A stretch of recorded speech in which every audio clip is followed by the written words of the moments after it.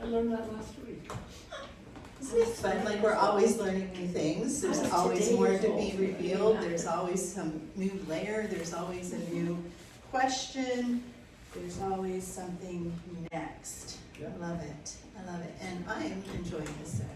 It feels more spacious. And I can see everybody. Like, Yeah. I love it.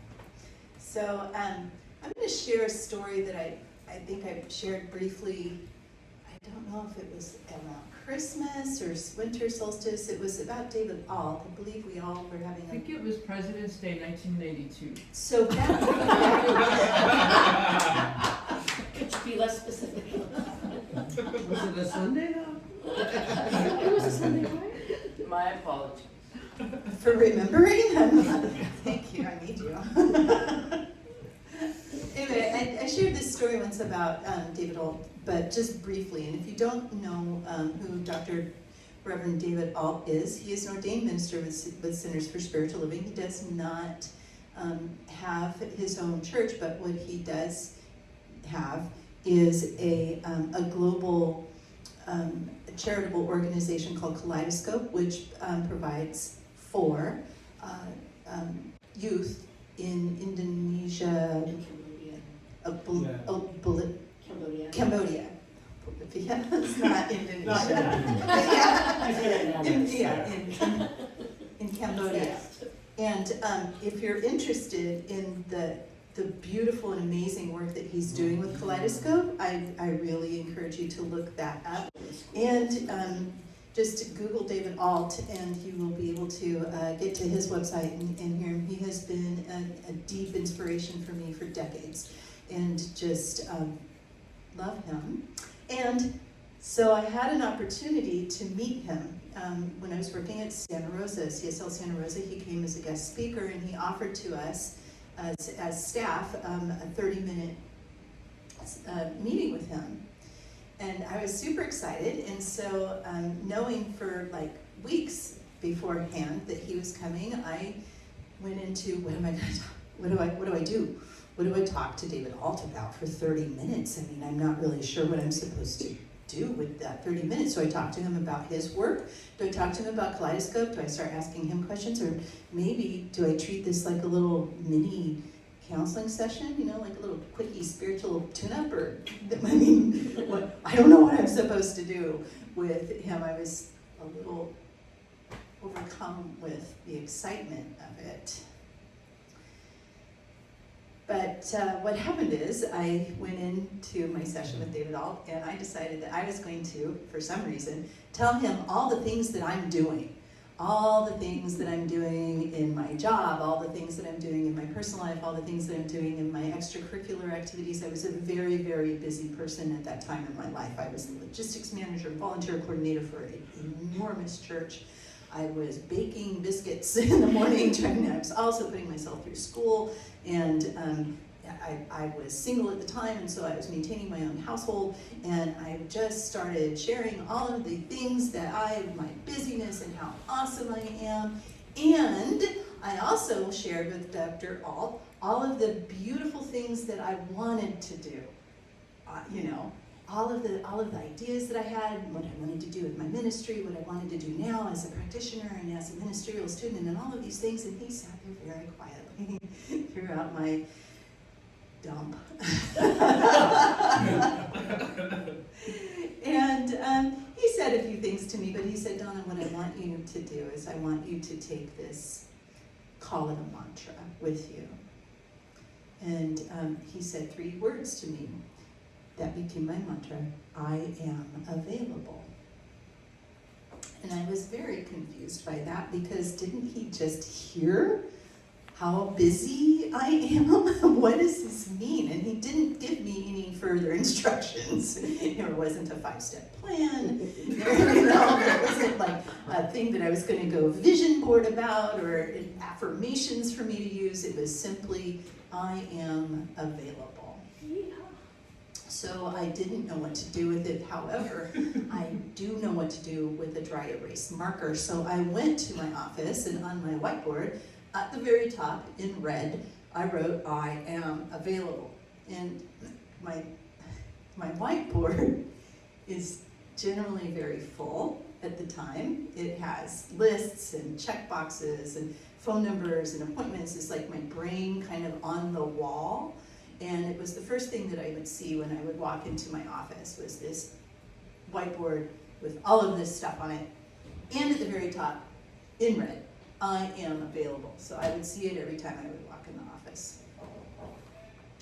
And then one day, I walked in my office and I looked at my whiteboard, and there at the top it said, I am, and then there was a little blue marker. Somebody had come in and put one of those little carrots between the am and available, and it said, I am sometimes available. Ooh. I don't know who did that, it wasn't me.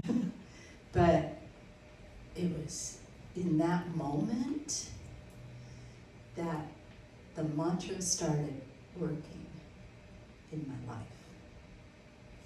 Because what happened is I recognized that I was not available. And sometimes. But I was not available. I was very busy. I was very busy. I had responsibilities. I had deadlines. I had meetings that I had to do. I was very productive. I was very full. I also recognized that I was not unwilling. I was not broken. There was nothing wrong here. It's just what was happening. I wasn't failing spiritually in this situation. So today the topic today is we're preparing the ground. And I've gone through a few iterations of how I would present preparing the ground, and I decided against all the gardening things because I think that's done. Yay! I think we've all done that. What I really want to speak to is preparing the ground of our consciousness, preparing the ground of our beingness, and preparing the ground of our consciousness doesn't, and sometimes, but not always, it doesn't always have to mean that we have to like remove some ginormous traumatic thing that has happened in our past, that's deeply rooted and goes back for generations. It doesn't always mean that. Sometimes it does, but not always. Sometimes it's very subtle, right? Sometimes it's just a tiny root, right? Sometimes it's just maybe some dust bunnies that we need to get rid of, right? And preparing the ground can be very simple. It can be as simple as just in a moment dropping my shoulders, taking a breath. It's very often a subtle thing that happens to prepare our consciousness to be available. And so what does that mean?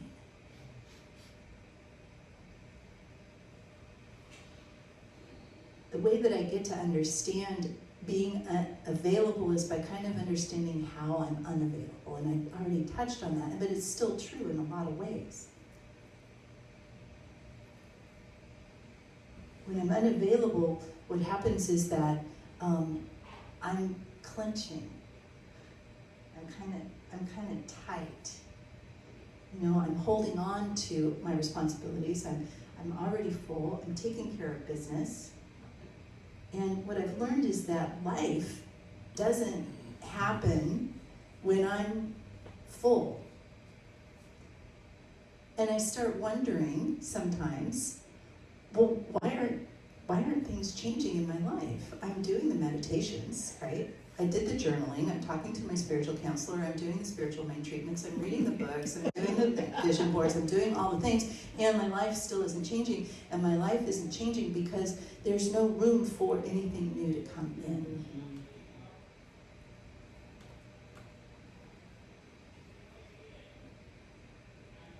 Creation requires consent. We have to give permission for creation to happen, and the way that we do that is by creating space for it to happen. And I know that this isn't just me. I feel like there's like this collective that is getting heavier and heavier in the world as things are happening in the bigger, larger world. And I feel like we're all kind of tired. I feel like we're all kind of scanning. You know, we're scanning our environment, we're scanning ourselves, we're scanning our phones, we're scanning the television, we're looking and waiting for maybe the next thing that's going to happen. And I feel like, at least for me and maybe for others, we might just feel like we're holding it together, like with spiritual duct tape or something, just keeping it together to keep it running, but it doesn't really feel functional.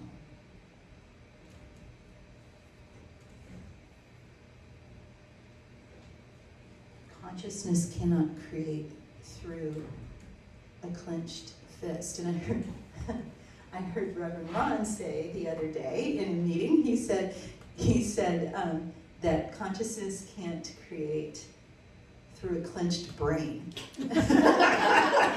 Wow. And that's brilliant. It's true, because that's where I'm clenching. That's where I'm clenching in my brain.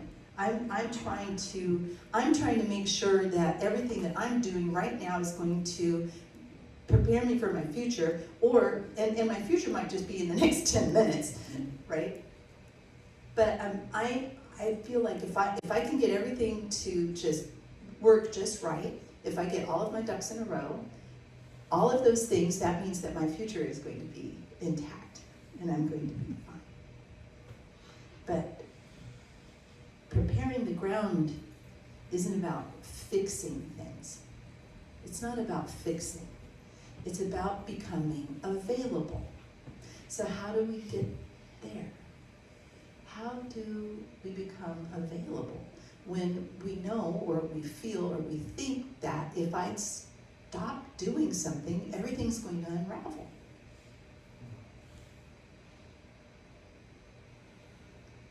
The only real question that we need to ask ourselves when we're talking about availability is the field that I'm operating in clean? Is it clean?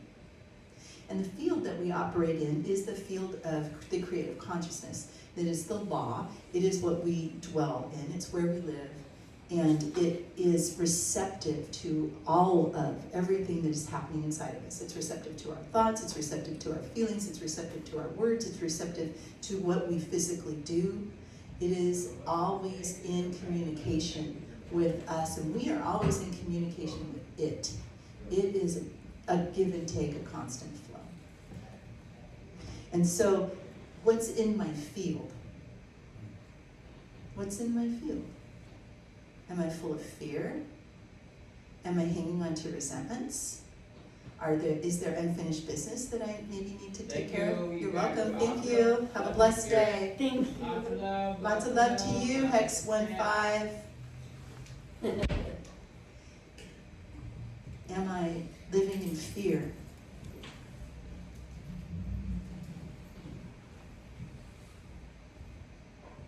Let's take a collective breath.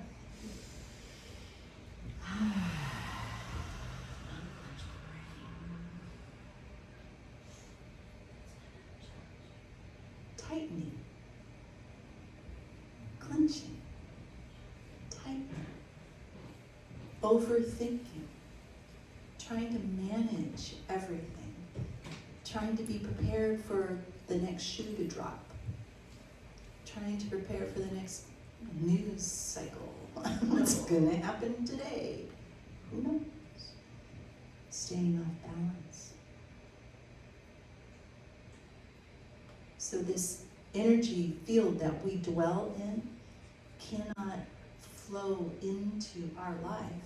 It cannot work in our life if we are tight, if we're clenched. And I know Reverend Kathy taught last week about putting up our antenna, you know? Put up our antenna. If we're doing this and holding. We're not able to put up our antenna, and we're not able to receive from life what life would like to give us, which is what? More joy, more happiness, more abundance, more. Reverend Deborah Johnson said there is no supply problem, there is only a distribution problem. And at the time, she was talking about physical stuff. But what's real is there is no supply problem with spiritual gifts. The distribution problem is when my doors are closed, when I am tight.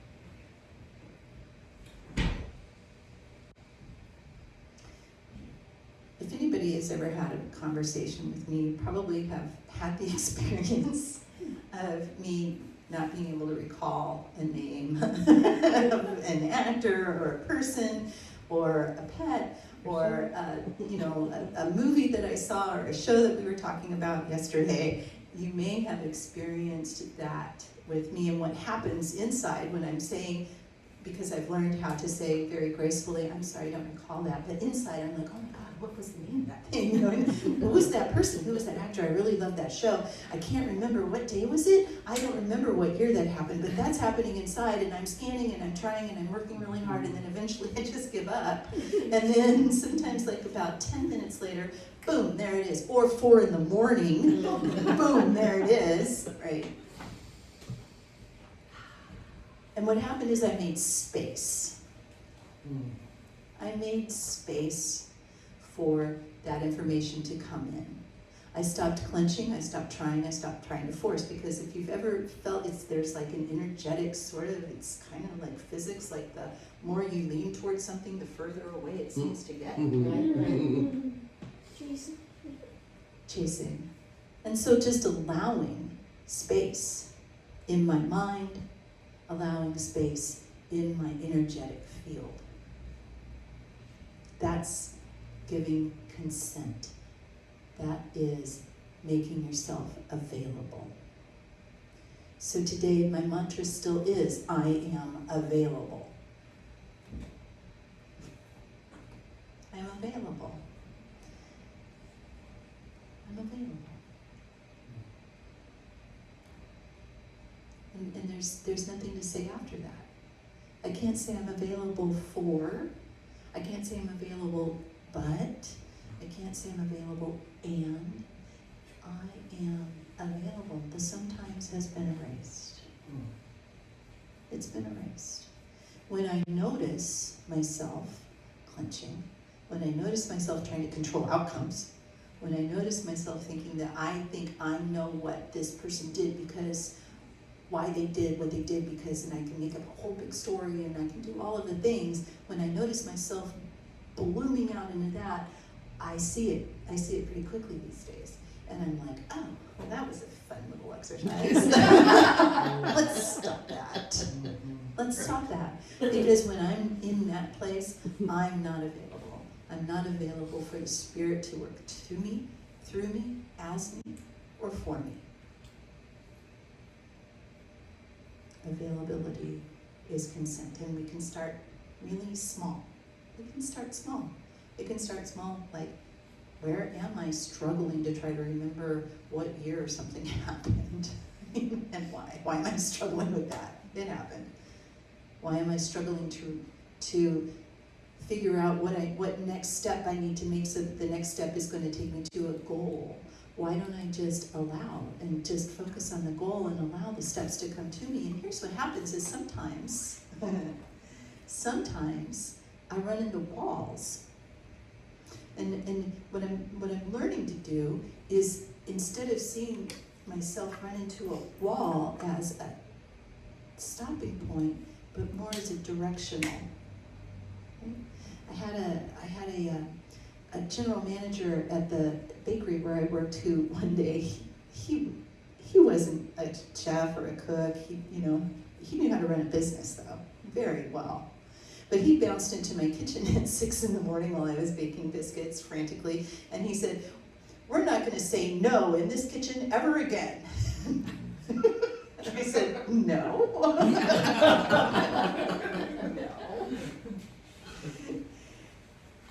And he taught me about what Reverend Linda was talking about, the value of saying yes, how to say yes. Then that no isn't always a full stop.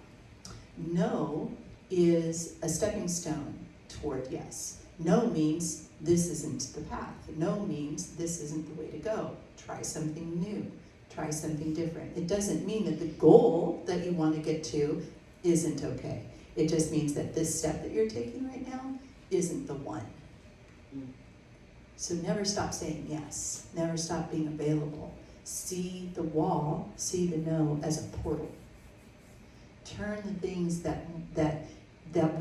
I try to turn the things that I believe are trying to derail me into the next best path, the path of least resistance toward the goal.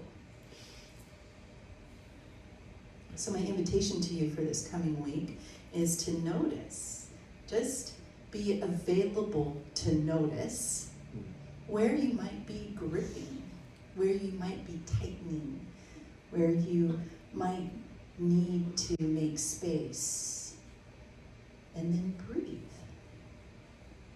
Notice, and then breathe. And so I have a discussion question if anybody is interested. I have 3 that you can choose from because I like options. What feels crowded in your life right now?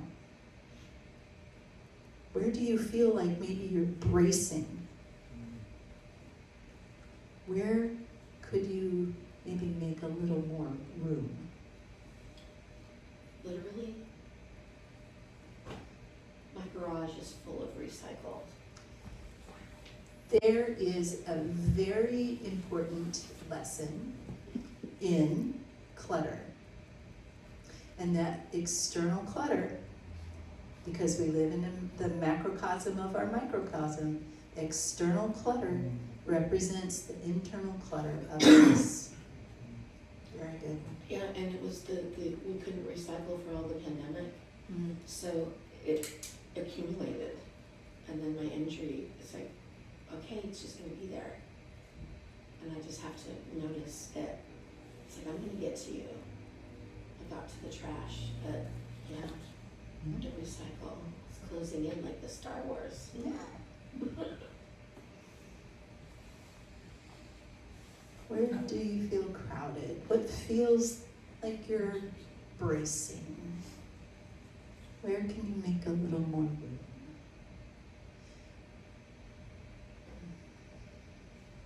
Yeah. I need to make more room for indoor plants that would purify the atmosphere or the air around. Nice.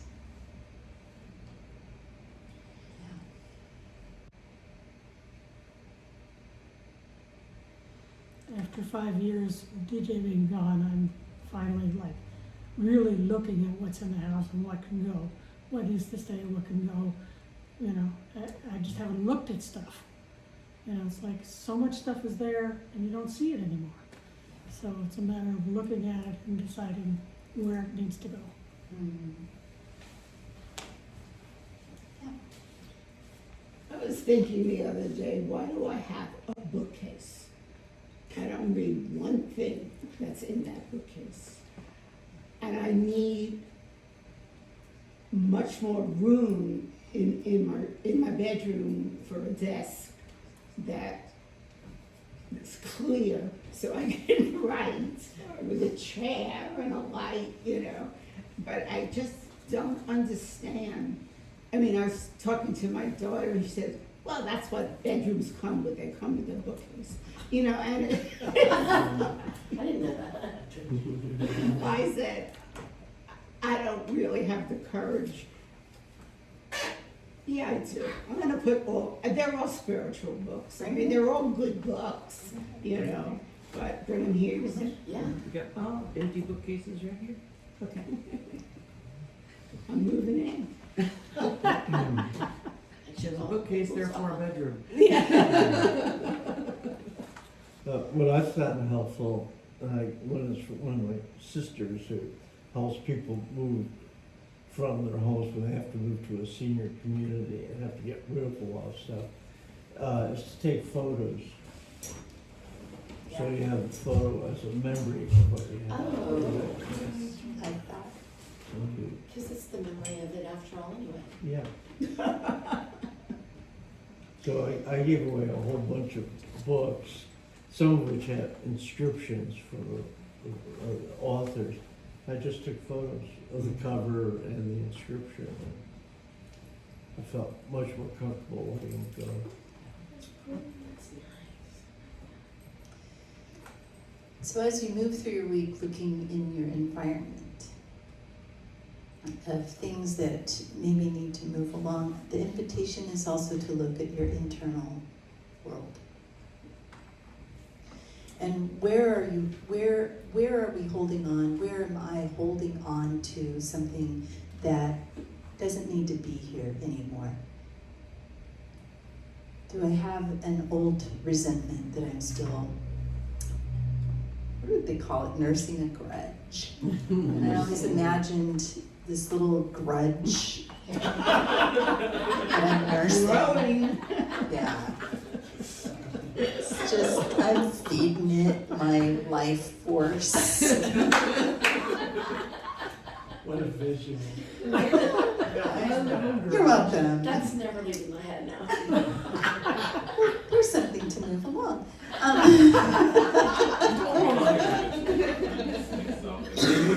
But that's truly the invitation.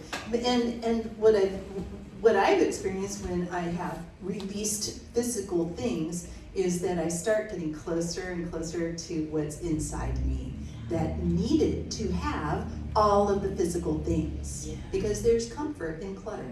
There's comfort in having these things. I can look at this and I can remember this special thing that happened 15 or 20 years ago, but how often do I look at it? Just when I open the box? Oh, look, that was great. Then I keep it again. And then 10 years later, I look at it and go, oh, wow, that was great. And then I go, do I need that?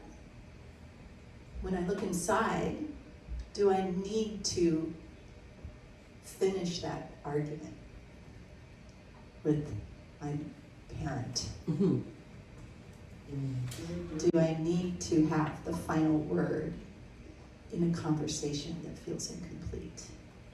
And how can I do that? Can I just let it go? And in doing so, make room for something new and brighter and more beautiful to enter in. Yeah.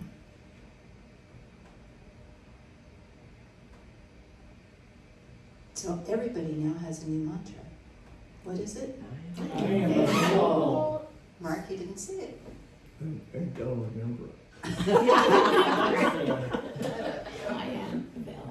Oh, I am available. I am available.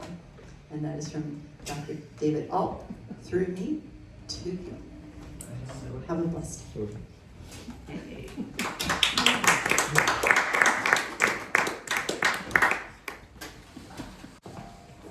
I told you all about